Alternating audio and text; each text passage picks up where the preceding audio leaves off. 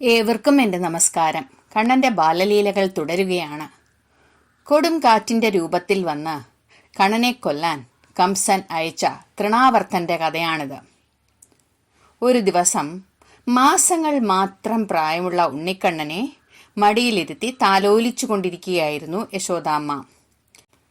പെട്ടെന്ന് കുഞ്ഞിന് വല്ലാതെ ഭാരം കൂടുന്നതായി അമ്മയ്ക്ക് തോന്നി. ഇതെന്തൊരത്ഭുതം!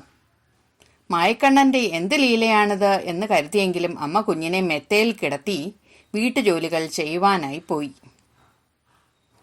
പെട്ടെന്നൊരു വല്ലാത്ത ശബ്ദം കേട്ടു. അന്തരീക്ഷം മുഴുവൻ പൊടി പടലം കൊണ്ട് നിറഞ്ഞു. ഒന്നും കാണാൻ കഴിയുന്നില്ല. ആ സമയം ഒരു ചുഴലിക്കാറ്റിൻ്റെ രൂപത്തിലെത്തിയ അസുരൻ കുഞ്ഞുണ്ണിക്കണ്ണനെ അപഹരിച്ചുകൊണ്ട് ആകാശത്തേക്ക് പറന്നു. തൻ്റെ ഉണ്ണിക്ക് എന്തുപറ്റി എന്ന് പേടിച്ച് യശോദാമ്മയും ഗോപബാലന്മാരും എല്ലാം നിലവിളിക്കാൻ തുടങ്ങി. കൊണ്ടുപോകെ പോകെ അസുരനെ താങ്ങാൻ വയ്യാത്ത വിധം ഉണ്ണിക്കണ്ണന്റെ ഭാരം കൂടിക്കൊണ്ടിരുന്നു. അസുരൻ ആകെ വിവശനായി. അപ്പോൾ തന്നെ അമ്പാടിയിലെ പൊടിപടലങ്ങൾ അടങ്ങി. നന്ദഗോപരും മറ്റും വിളികേട്ട് ഓടി വന്ന് കണ്ണനെ അന്വേഷിക്കാൻ തുടങ്ങി.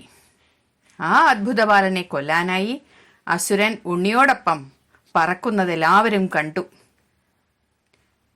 പെട്ടെന്ന് പൊടിപടലങ്ങൾ അടങ്ങിയപ്പോൾ അവിടെ ഒരു പാറപ്പുറത്ത് ഭീമാകാരമായൊരു ശരീരം വന്ന് വീഴുന്നത് കണ്ടു.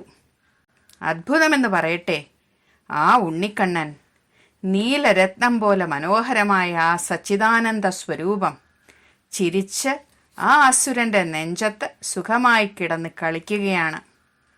ആ കുഞ്ഞുണ്ണിക്കണ്ണനെ ഗോപന്മാർ വന്ന് വാരിയെടുത്തു. യശോദാമ്മ ഓടി വന്ന് മാറോടണച്ചു.